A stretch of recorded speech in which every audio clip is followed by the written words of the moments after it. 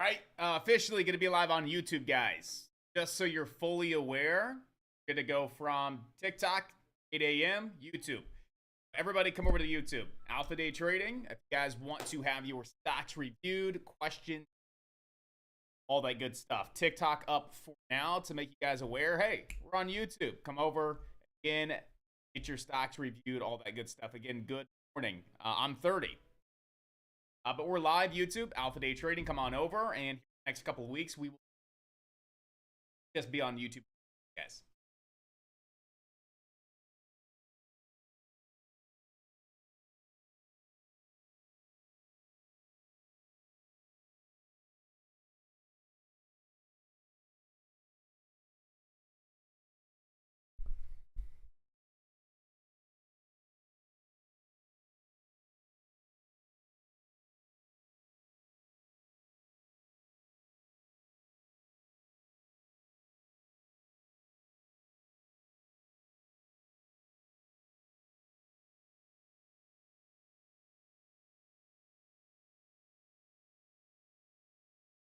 Yasmin, what's up? Good morning. How we doing, Yasmin? The first day trying to get all this set up and taken care of. So if we run into some technical issues, just let me know on your end, audio, quality, all that good stuff. But yeah, we'll go ahead and let everybody kind of tune in over the next probably 5 to 8 minutes, kind of get settled from TikTok over to YouTube. Again, Alpha Day Trading, guys, over on TikTok. Come over to YouTube, and you guys will be all set. Right now, we got 4 viewers. Come on over. You guys can see my charts, answer, get your questions answered, your stocks reviewed for the day. We'll blast through probably 50 to 70-ish stocks as far as, hey, is there anything there at first glance? Is there anything worth really taking a look at and building a plan around for today's trading session, guys? All right, so like I said, we'll give it until about 8:15. Let everybody kind of tune in and kind of get settled, and we'll go from there. So again, good morning, everybody on YouTube. Good morning on TikTok. And then again, TikTokers, I'll see you guys over on YouTube coming on up. And then I will be right back.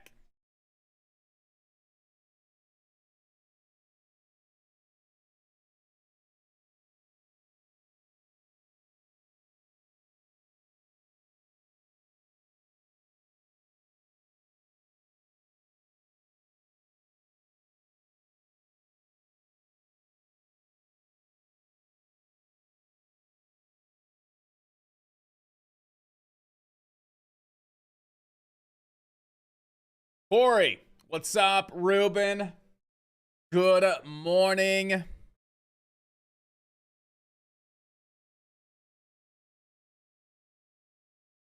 So yeah, we're good, guys. We're all set.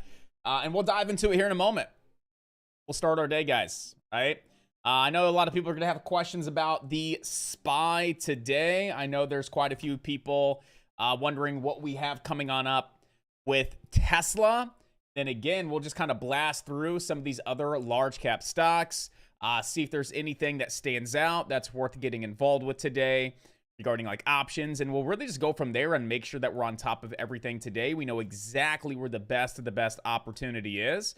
And if you have any individual stocks that you need help with, this is a great opportunity for you to ask some questions and get the help that you need from a technical analysis standpoint, right? If you're in a trade, you're looking to get involved, you need a second set of eyes. That's what I'm here to help you out and do, right? Kind of like last week, we were talking to a few individuals over on TikTok and how everybody wanted to jump long on Meta. I said, hey, just kind of chill out, right? Take a step back here on Meta. When we take a look at Meta, it's just topping out near this 205.81 to 206. And this was on Friday. Said, hey, just take a step back and make sure that you're not going to open below 206, sit there and continue to get rejected. Again, this was Friday, ended up closing below. That would indicate 3 points across that 206 level of resistance and then see a possible pullback. And then since Friday, what did we do? We opened lower here yesterday, pushed up very close to that 206 level again. and dropped on off to that 201.50. I mean, that's a pretty big drop. That's over 5 points to the downside. Imagine getting long on Friday, say 30 days out on some calls, right? 45 days out. Let's just say you got long calls on Meta as it was trying to break 206. And there were a few individuals that wanted to get long Meta over 206. You would have been absolutely destroyed here Monday, 5 points to the downside. That would have really taken a hit on those option contracts. So it's really about just being patient and really waiting for the right confirmation to take your trades, guys. And like I said, a second set of eyes goes a long way. A lot of people wanted to get long. I suggested waiting a little bit, waiting for more confirmation, and that was good analysis there. So that's what to expect here in the mornings. Come prepared with stocks that you want to have reviewed. We're going to do this from 8 a.m. until about 8:55 a.m. Monday through Friday, just to help you guys out.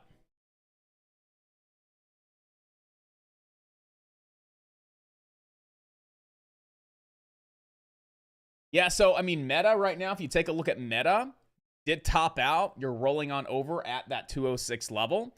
And all you have to do is simply look left here on Meta. And we can see this coming down towards around 197.24. Where are we right now? We gapping down a little bit. We closed at 202.80. We're down at 202. So you're down about 80 cents, give or take, in pre-market. So, you know, nothing too crazy there. Let's throw this on a 15-minute.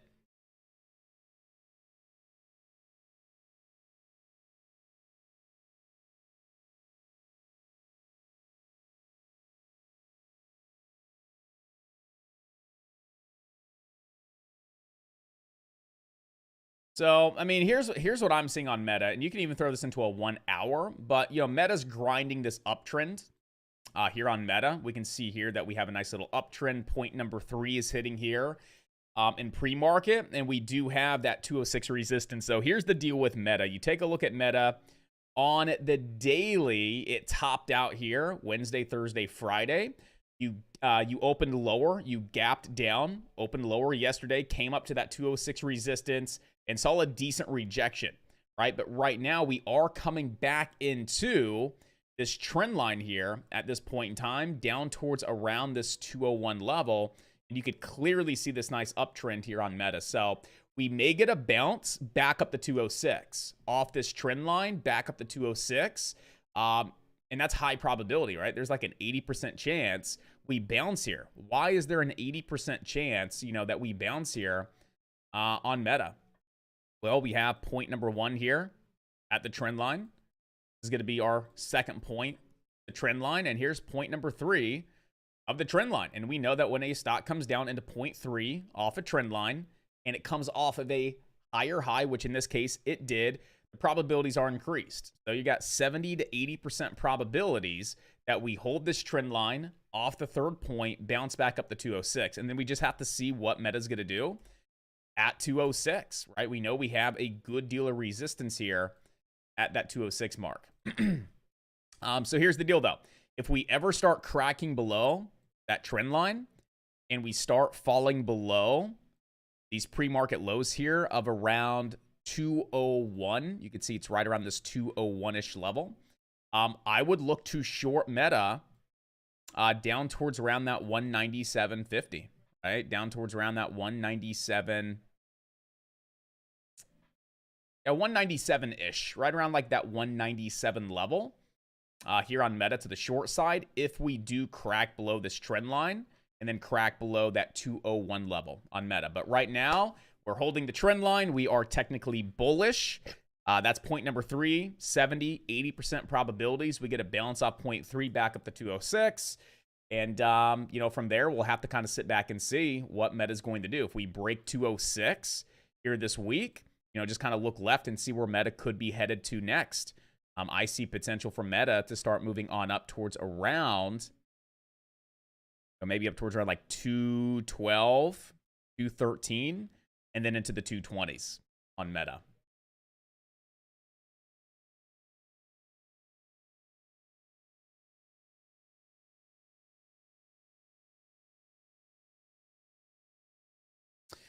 And so you guys know, over on TikTok, we are officially live on YouTube. So if you guys come to YouTube, Alpha Day Trading, we're live. You see my beautiful face. You see the charts. We're breaking everything down so you can see this visually, and just to get the help that you guys need. So I know it's going to be an odd transition here for the next couple of weeks from TikTok to YouTube, but just get in a habit to come to YouTube in the morning right around 8 o'clock, as we're going to be going live there, and we're going to stop basically going live here on TikTok in the morning. So just get in the habit of going over to YouTube in the morning, guys. That's where you want to be. We're going to give you guys the pre-market rundown, break down any stock that you need help with, give you guys the analysis you need, a second set of eyes, set expectations, and really just try and help point you in the right direction to find success in the market, guys. So again, I'm not really looking at comments here on TikTok. If you have questions, you need analysis done, come to YouTube, Alpha Day Trading. Literally swipe up on the phone, go to YouTube, type in Alpha Day Trading. We're live. It takes about 10 seconds. We'll dive into it. Ruben, what's up? Lyft, Alibaba, and Microsoft are in the news. Yeah, so Baba, there was a press release here this morning that BABA is going to break up into 6 units, which may pursue individual IPOs with BABA. I did not see anything with Lyft this morning, and I wasn't really looking at Microsoft, for example.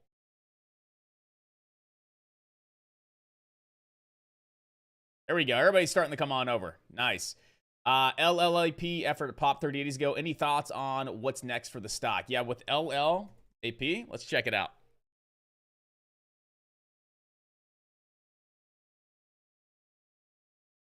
Yeah, so, LLAP, as you can see, it popped on news. Most likely, we had this move on up with news here with LLAP right into its 200-day moving average. Day number 2, into its 200-day moving average, right?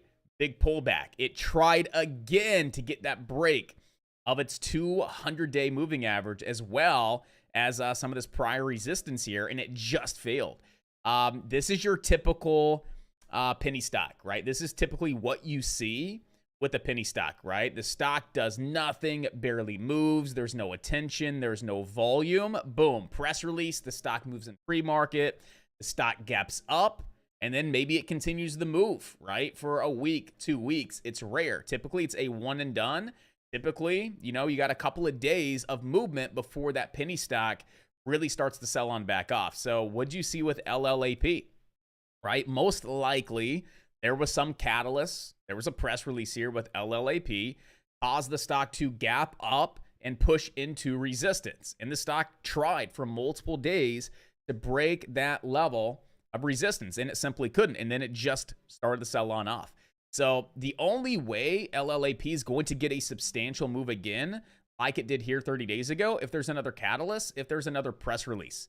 Other than that, if you just look at the stock from a TA standpoint, you have room to come back down into these lows around 130, and I would not really expect to see the stock bounce until we get back down towards around those lows around 130.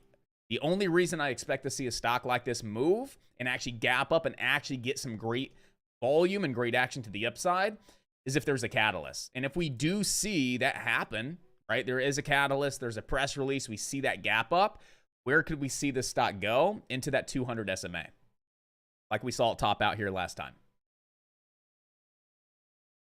Lim, yo, what's up, brother man? How we doing? Thoughts on the SPY? Do I trade SPY options? No, I actually trade futures contracts, guys. So I'll trade ES. I'll trade MES. I'll trade the NASDAQ. I'll trade the Dow.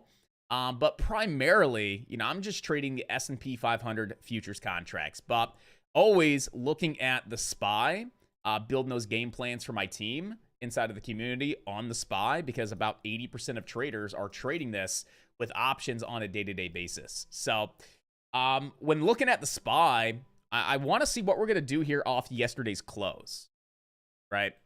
Now, yeah, yesterday's low day, actually. I would say yesterday's low of day on the SPY, because it's also Friday's close.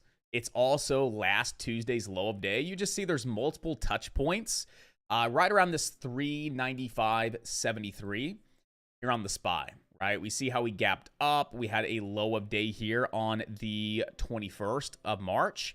And then we actually see that this was Friday's high of day and Friday's close. We gapped up yesterday, came down where to?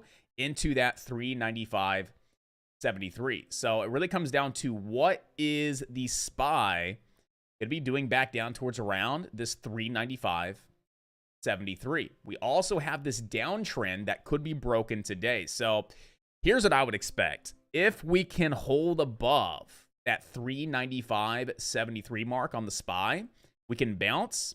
Where could we bounce into? We could probably bounce back into this downtrend. That would be point number 3 of the downtrends.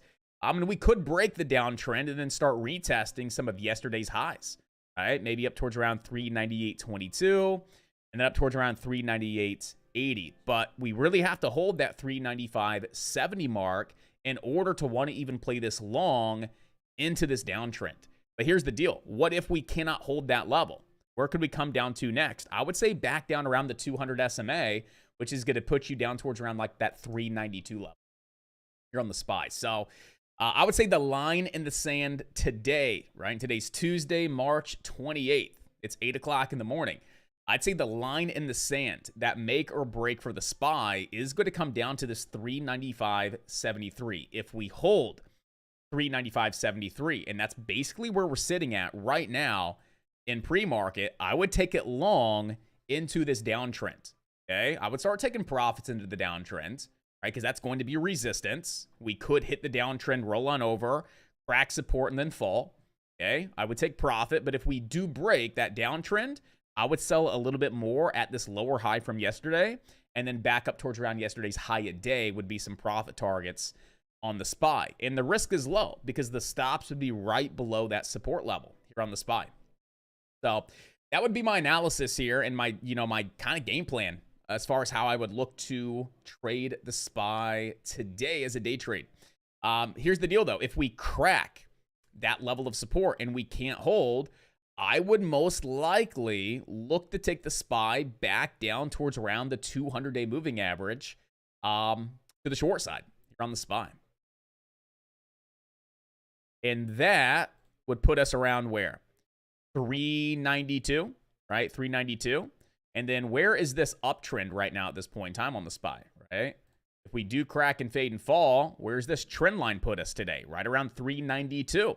Where's the 200-day moving average? Right around 392. So if we do crack that support level and I play this short into this trend line, that also puts us around the 200 SMA. There's a level of confluence. I would absolutely look to take the SPY short at that level today.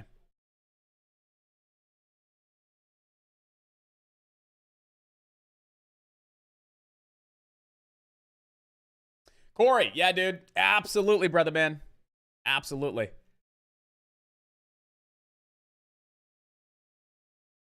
Yeah, let's go take a look at Netflix. And just so you guys know, I am a first glance trader. That's what I call myself. I'm a first glance trader. So every single morning when I'm reviewing, 50 stocks, 70 stocks, right? Like I go through my entire watch list one by one by one. I don't sit there and dissect every single stock and do analysis on every chart. If something stands out to me at first glance, I go through, I do my due diligence, I do my TA, I build plans, I get prepared. But if I look at something and I'm like, there's nothing that stands out to me at first glance, and I feel like I'm just going to be forcing the TA, I'm going to be justifying setups and justifying potential opportunities, I don't like to get to that point. So I'm really a first glance trader. If I see something, wow, at first glance that looks good, I will then pursue doing the TA on it, doing that due diligence. But if I look at a stock and I'm like, there's nothing here, like I just scratch it right off the bat, just so you guys know. So there could be those stocks that it's like, guys, at first glance, I don't see anything, but for you, I'll do some TA. But I would not trade it because at first glance, I see nothing. For example, if someone said, look at XOM, Josh, at first glance, I'm like, at first glance, I don't see anything. At first glance, I'm like, there's nothing really here. Someone's like, hey, Josh, look at LI. I'm like, all right, at first glance, there's just nothing that really stands out to me. If someone says, hey, look at Netflix, and I'm like, hey, at first glance, this looks decent, right? I see potential. I'll go through and really hit that TA hard and heavy. So here's the deal. It looks like we may have a bit of this head and shoulders formation starting to play on out on Netflix, right? At first glance, you have this left shoulder here, right around 330. You have this head where you topped out for like, what, a month straight? You were just sitting here topping out at, 370, 370, 370, dropped on down. Now we're bouncing back up where to? Into that 331 resistance, as well as your 50 SMA. So let's go ahead and mark up that level right around 3. It's actually like 332. Yeah, it's like 332.93. And we can see that that was the that level of support before that massive gap down here on Netflix, right? We had some support back here. We had more support before that massive gap down. As we started to bounce back up and move on back up, where did we hit that level of resistance? We hit that level of resistance here in December. Big pullback, right? Take a look here. We came back up into that 332.90 level, right? Had tons of resistance again. When we gapped up, we finally gapped up above that level of resistance here on January 20th. What did we do? We pulled back, tested that 332.90, 333 level as support, and we pushed higher because we actually gapped up above that level of key resistance. I mean, that's key resistance, right? Nice big daily bounce level here on Netflix. Nice big daily bounce level here on Netflix, right at that 332.90. Massive gap down, right? We come into that level to the penny, massive rejection. Into this level to the penny, big rejection. Gapped up above that level, pulled back, retested, pushed higher. That's a key level of support and resistance. So what did we do yesterday? We came up to that key level and we saw a strong rejection. It's also hitting the 50 SMA. That's a key level of resistance, the 50 SMA. Zoom out, big picture. What are you starting to see here on Netflix when you zoom out, right? One big, and you can't see that line. So let's just put that into white. That makes a lot more sense, right? Let's zoom out a little bit. Big left shoulder, head, possible right shoulder. Right? That would be a left shoulder. That double top, triple top that we see here around that 370 level, the head, starting to form a potential right shoulder right now at this point in time. The right shoulder is forming at the same price level as the left shoulder, and the left shoulder is a very, very key level of resistance, right? That we just discussed right around that 332.90. So I wouldn't expect to just see Netflix dump right now at this point in time, but we could definitely start to see a pullback, right? We closed yesterday at 327.66. Right now we're at 327. So we're pretty much flat here in pre-market, okay?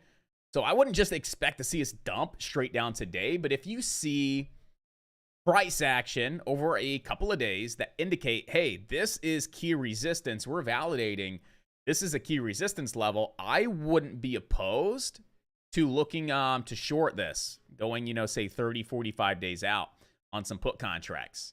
The other thing too is like compare this to Meta, for example, just to give you an idea of what I mean. Like give it a couple of days to top on out, right? Don't just take it the first day, right? Don't really take it the second day, but give it 2 to 3 days and actually see if that price level is going to hold the stock down as key resistance. The last thing that you guys want to be doing is getting in on the first day that you see that rejection and then wake up the next day and see us opening above that key resistance level, right? See the stock move down, tap that level, and then start squeezing to the upside, right? The last thing that you should be doing is getting in on the first day that we reject off that level. So I would say let's see Netflix open today, push back up towards around that 332.93 key resistance level. If we see that top out again, if we see that type of price action again today, that indicates, hey, this is very, very strong resistance. That would be day 1 on Friday, day 2 yesterday. Today would be day 3 of hitting that level of resistance, not able to get above, right? Add that in with price action, add that in with the bigger picture. I think you could have a nice little short opportunity back down towards around this trend line here on Netflix. That's what I would say. Wait for today. Let it open. Look and see what it does around that 332.90. If we can't break above, price actions indicating, hey, there's a lot of sellers present. Hey, there's not a lot of buyers able to push it through that key level of resistance. That would start to indicate a bit of this head and shoulders formation off that key level of resistance. I would say you could definitely look to short this back into this daily uptrend on Netflix.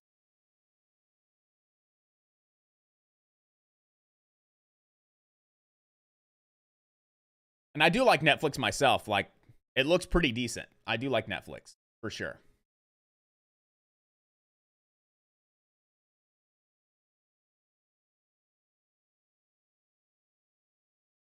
Yeah, so Travis is asking, like, how many stocks do I actually trade per day? So when I was trading penny stocks, there could be 3 to 5 different stocks on my watch list that I would potentially trade in a single day. But penny stocks just haven't been hot lately. Penny stocks haven't really been consistent and predictable. There's not a lot of, great momentum. Penny stocks have been just kind of terrible lately. So I transitioned over to options. And so what I would do when trading options is I built an options watch list of about 50 to 75 stocks of stocks that met certain criteria that I would trade options on. And what I do every single morning is I come in and I review those stocks one by one. So I don't spend 5 to 10 minutes per stock, for example. Again, I'm a first glance type of trader. So I'll be like, Netflix, do I see anything at first glance? No. Apple, do I see anything at first glance? No. And I'll do that all the way through those 50 or 75 stocks. But here's the deal. 1 or 2, sometimes 3 stocks will stand out to me at first glance. I'm like, yo, NVIDIA looks good today. That looks fantastic. I like this setup. It's a strategy that I've traded before. Let's go ahead and start doing more due diligence. Let's go ahead and apply some TA. Let's start building plans and get prepared for today.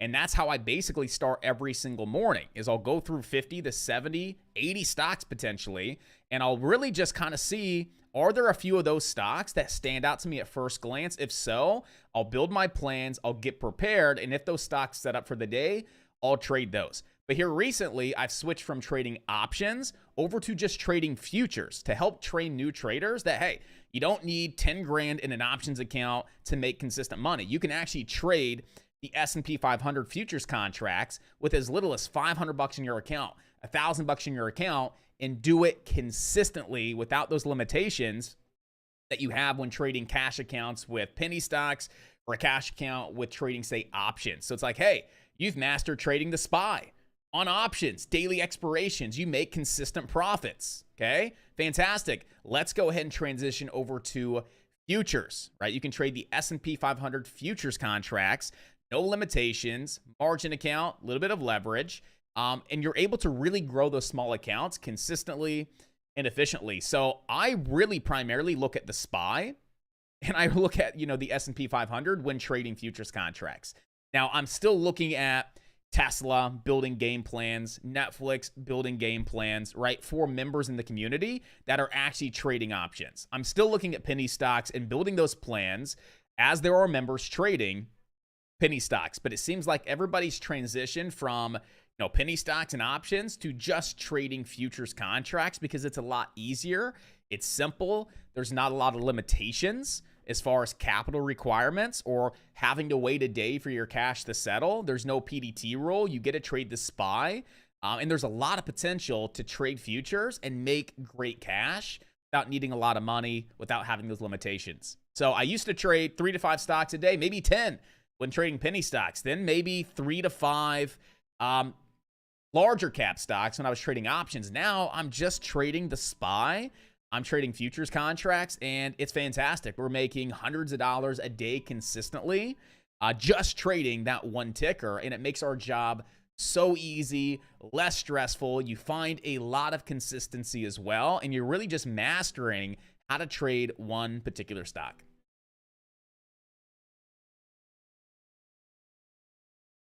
Yeah, Jack, do you use any prop firms for futures? So right now I'm actually set up with Apex Trader Funding. I think it's Apex Trader Funding, but Apex, And I got my 7th day today on my evaluation account. So we started 7 days ago, 10 days ago. You have to have 7 days of active trading. And today marks my 7th day. They have a $3,000 profit requirement to pass the evaluation before getting a funded account. Today marks day number 7, and we're currently up $500 over the minimum requirement on that 50K funded account. So today we're going to take a trade, right? Make $5, lose $5, whatever. Just get the trade in the system, pass that 7th day, and then go ahead and sign those contracts to get those funded accounts. And I'm really excited for that too, because we're actually setting everything up to donate the profits of that trading account to a charitable cause, or to, say, a family or families in need. So any monies that's generated from that funded prop account, I will be donating those proceeds and donating those profits to a charitable cause, families in need, and I'll basically just be giving that money away. So utilizing that account for training purposes, showing members that, hey, you can make consistent money, but then taking those profits and donating them.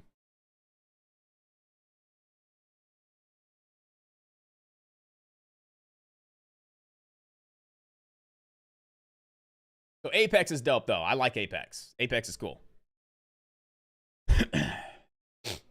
Yeah, man, I'm stoked. I'm really happy for it.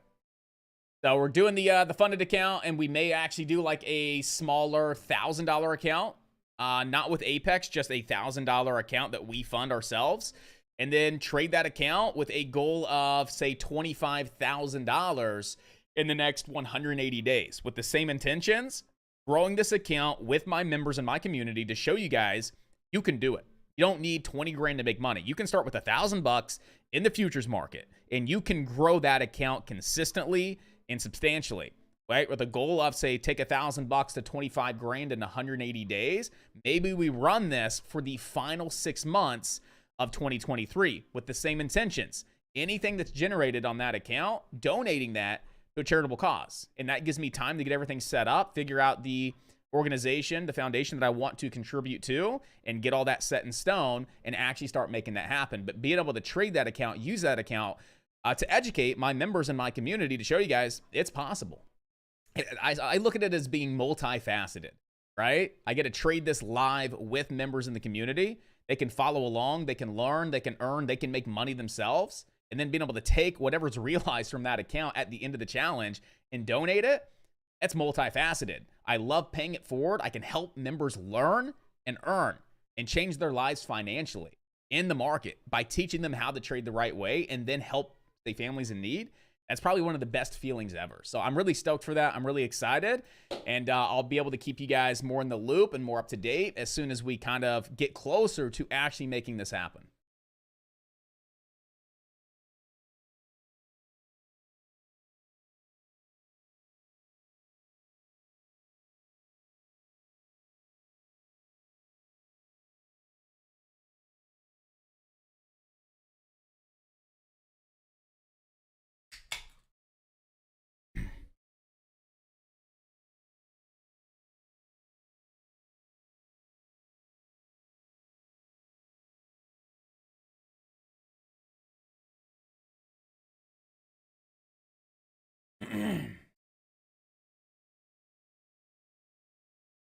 You tried trading futures. It seems too fast paced. Now that I'm in the community, Jack, yes, you are. Welcome, brother.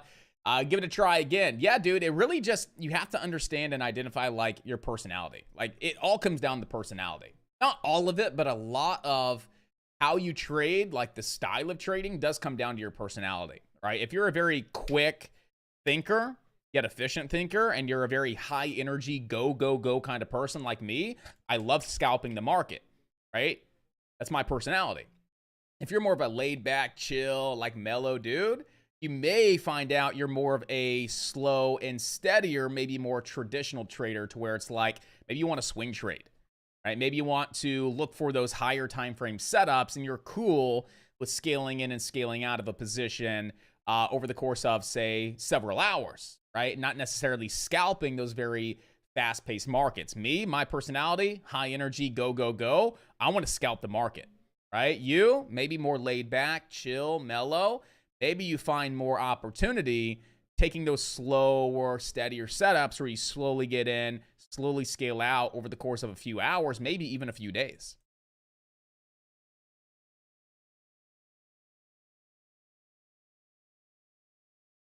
So I'm a scalper. I would say that 80 to 90% of our community members are scalpers. I would also say there's probably, I don't even know the percentage, but there's a lot of people that have come into the community that were like swing trading, that were doing more what I call set it and forget it. It's like buying, putting a stop in, walking away, like scaling in, scaling out, like longer term traders. They've all transitioned into scalpers and they're more profitable now. The least amount of time in the market, the more profitable they are. It's crazy. A lot of traders come in that would just buy and hold for longer periods of time. They've all started to transition over to scalping, and they're all a lot more profitable now. It's crazy to see that transition.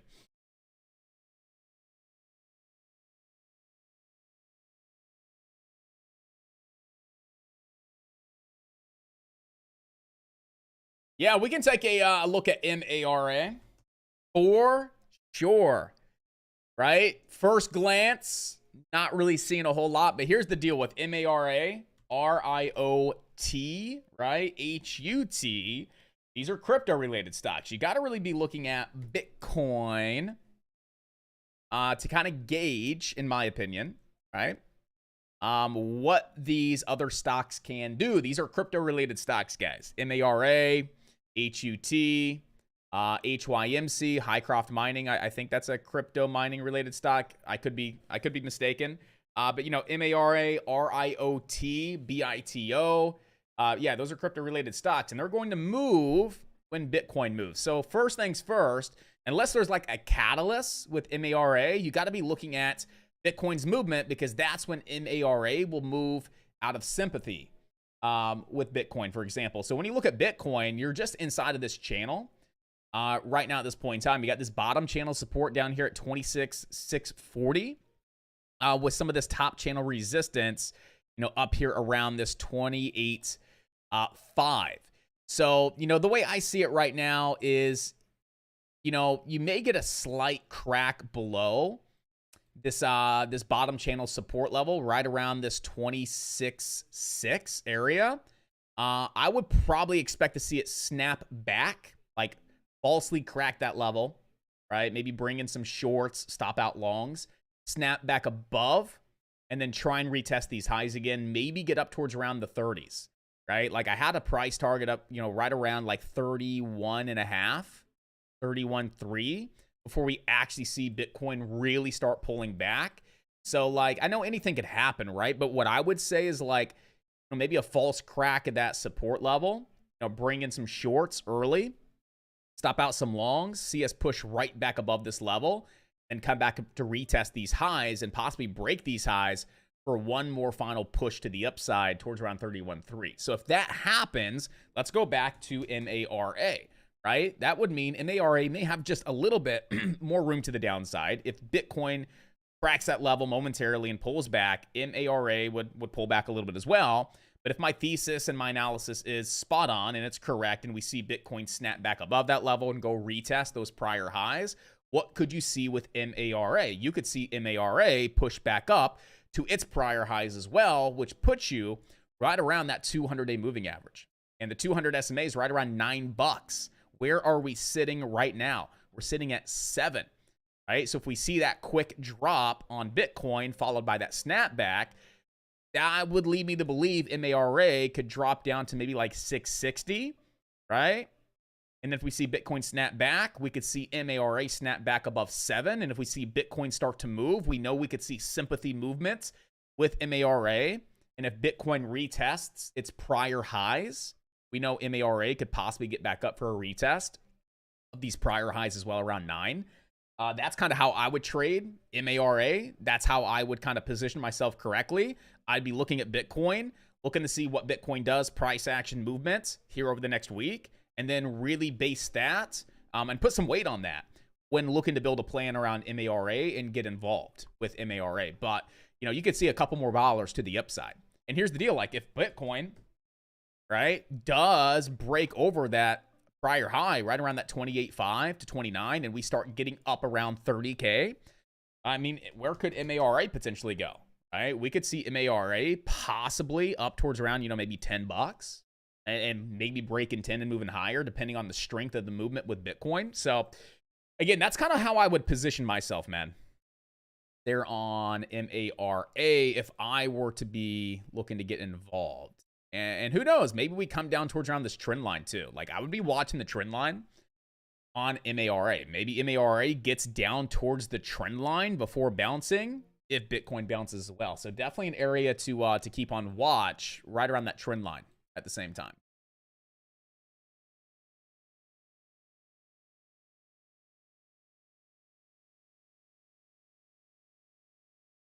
What's the best time frame to scalp? I used to trade like a 1 minute time frame, for example. I enjoy trading a 2-minute time frame, but there's a lot of traders that trade futures that are trading tick charts, right? Like second charts, tick charts, less than a minute. I personally do not like trading anything under a minute. Even if it's futures, I prefer a 2-minute time frame, and that's where I find the most amount of success for me is actually taking my trades on a 2-minute time frame. Now, I'll look at the 5-minute, the 15, the 30, the hour to get a bigger picture idea of where the overall market is heading. But like as a scalper, right, I narrow down to that 2-minute time frame, and I utilize the 2-minute to actually base my my entry.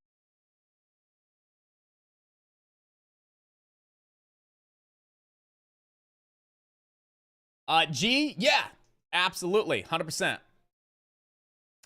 Can you scalp at night? Yeah, so like you could scalp, I guess, like when futures open back up around 6 Eastern time, but like there's not a lot of volatility.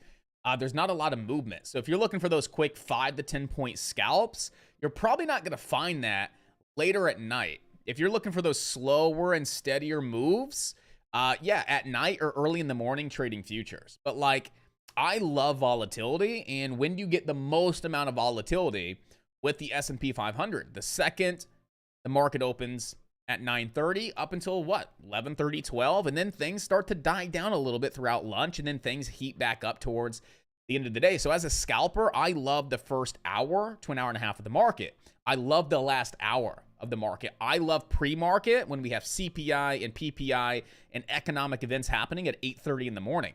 Like 6 o'clock, 7 o'clock, 8 o'clock at night, unless the market's moving due to a headline, due to a catalyst, I don't really find that much success early in the morning when it's slow. I don't really find that much success later in the evening when it's slow as well, because I'm not a slow, steady kind of trader. I'm a scalper. It has a 60 to 70% win rate, and that's just what works for me, to scalp quickly in and out.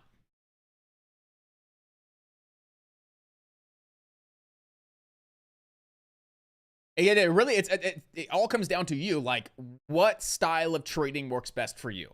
What strategies work best for you? Just because I like to scalp dip buys doesn't mean you are going to scalp dip buys, for example, right? Maybe you want to accumulate a position at a key level of support, right? And work your way into that position for a slow grind back up to high a day. For example, like the SPY yesterday, you could be that type of trader where you just want to slowly, right? Slowly build a position off a support level. So like you're sitting here looking at the SPY and you're like, if we come down to this 395.70, I'll start accumulating a position. So what do you see? You're just getting in. You're accumulating a position, and you're okay with holding this for a good duration of time until it gets up into some of your targets. Like, me, I'm getting into the penny with larger contract size and scalping it. I'm getting into the penny with larger contract size and scalping it. You may say, you know what? I don't want to trade, 2 to 4 ES contracts. I want to scale in with maybe 2 to 4 MES contracts. And then I'm okay with adding along these dips. I'm okay with adding a little bit more along these dips. I'm okay with taking profit into some of these rips on up. You're okay with managing this trade over the course of 30 minutes, an hour, 2 hours, until you get those big moves, those slow, steady moves, 3 points to the upside over the course of a couple hours. Maybe that's the type of trader you are based on your personality. It's like, hey, I want to accumulate a position at the support level and then slowly scale out while bringing my stop loss up throughout the day. Me, based on my personality and what I've found that works for me in the market, I would really just prefer, and this is what I do prefer, to get into the penny, larger contract size, scalp it for 5 to 10 points. Get into the penny, larger contract size, and then scalp it. And then that's how I make money in the market. That's how I stay consistent, because that's just what works for me. So you have to understand, like, you're not going to trade like somebody else to a T, right? Like, you may be a scalper. That's fantastic. You may be a slow, steady trader, but there's no right way to trade. There's no wrong way to trade. It's your way to trade based on your personality, what works best for you. And the only way you're going to know, like, the best way to trade and what works for you is by getting into a demo account and actually trying different types of styles of trading and different strategies. Scalp the dip buys, scale in, scale out, right? Like, the only way you're going to know what truly works for you is if you get in that demo account and you just test every different style and different types of strategies as well. And then you may come to find out, hey, you're just like Josh, you love scalping the market. That could be your edge and what works for you. Or you could be like, I don't know, some other trader that likes to swing for a couple of weeks, right? Really depends on what works for you.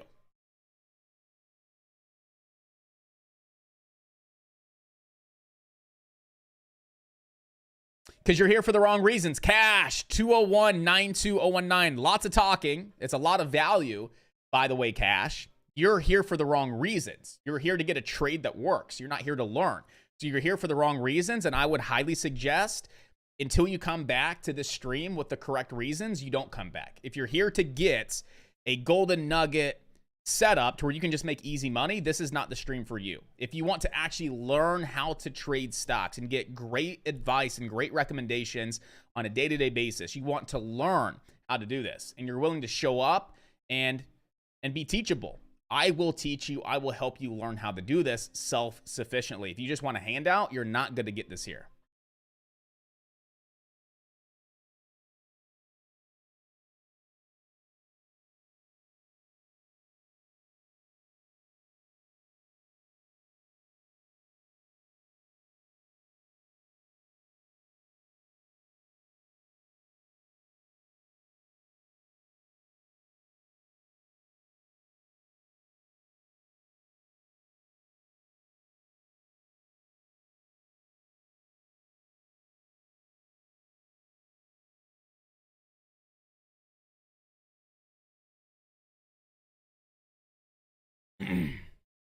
100%. Some people understand I'm here to help, be of value, and make a positive impact in the trading community.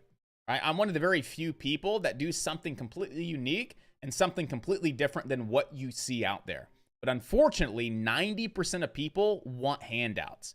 90% of people want just the answer given to them, and they don't want to put in any work whatsoever. They're lazy. They're complacent. They're not driven. They're not motivated. I feel bad for those people. I'm not lazy. I'm not complacent. I'm motivated. I've been driven. And guess what? I'm now successful. Guess what? Everybody inside of our community, the Alpha Day Trading community, guess what? They're motivated. They're driven. They're eager. They're willing to learn. They're willing to take that initiative. And guess what? They're successful. But unfortunately, there's a lot of people out there that just want the answers given to them, and they will never find the success that they're looking for. Sorry to say it, but they will never find the success if they're just looking for handouts. And I do not associate those types of people, because it just ruins the opportunity for everybody else to learn.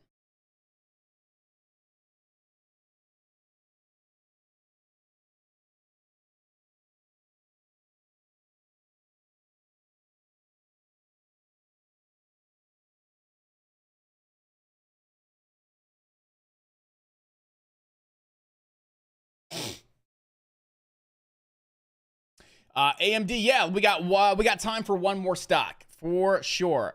Let me ask you guys this: how did you enjoy today's session? Like, how did you guys enjoy kind of like just the format, right? Being on TikTok, it's cool. You can listen in, or we can come to YouTube and say, hey, look at AMD for me. How did you guys enjoy this morning approach, morning session compared to just being on TikTok. I personally enjoyed it.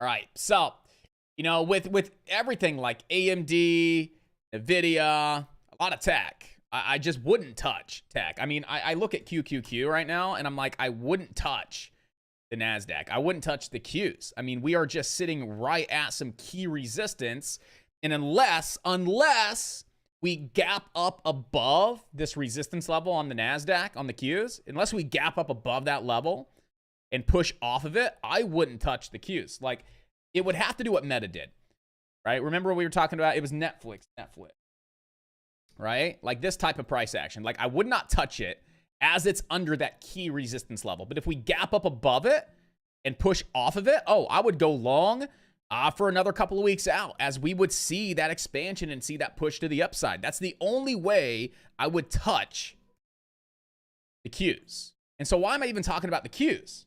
Got AMD, right? AMD, tech, right? Look at NVIDIA, right? Tech stock. I just wouldn't touch any of these stocks, AMD, NVIDIA, for example, unless I see the NASDAQ, the Qs, opening above this 313 resistance level and pushing off of it. That would tell me that we could see AMD, Microsoft, NVIDIA, some of these other stocks have potential to push to the upside.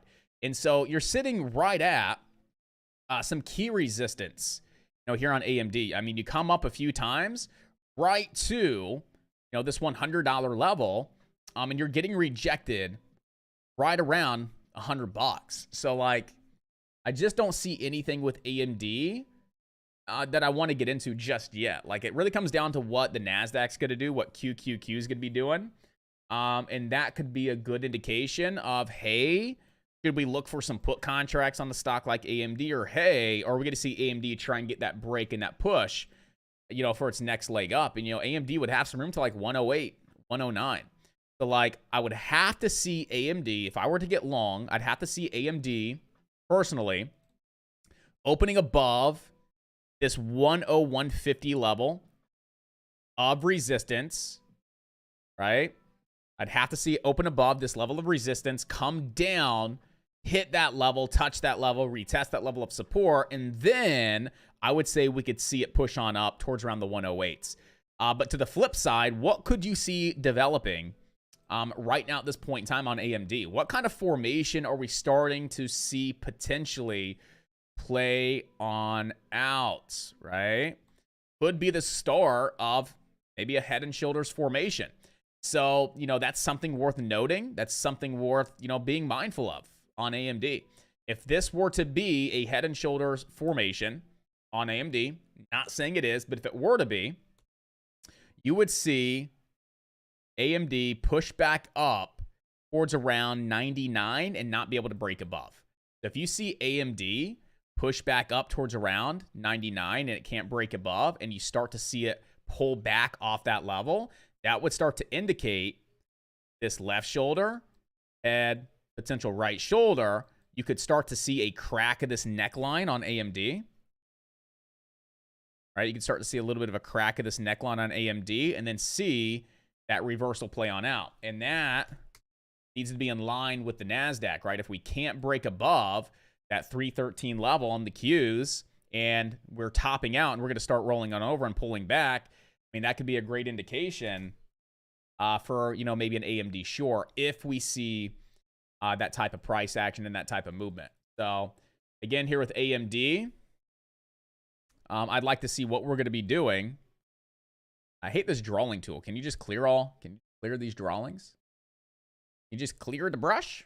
I guess you can go here and hit move drawings. There we go. Let's just throw this into a 4-hour real quick. Yeah. So I would say, like, if you see AMD push back up towards around, again, it was like that 99, yeah, like 98, 80, 99 bucks, right? And you cannot break that level, and you see AMD start to roll on over back into this uptrend, you could definitely start to see that head and shoulders formation play on out, followed by that drop on down towards around 93. But like I said, if QQQ is able to gap up, open above that 313 level of resistance and we stay above it, that would indicate, hey, we could expand and push to the upside, and that could help AMD get that break over these prior highs up towards around 108. All right, cool. TikTok is more of a troll paradise. Yes, it is. So awesome stuff today. Really enjoyed today's session, guys. It was definitely fun.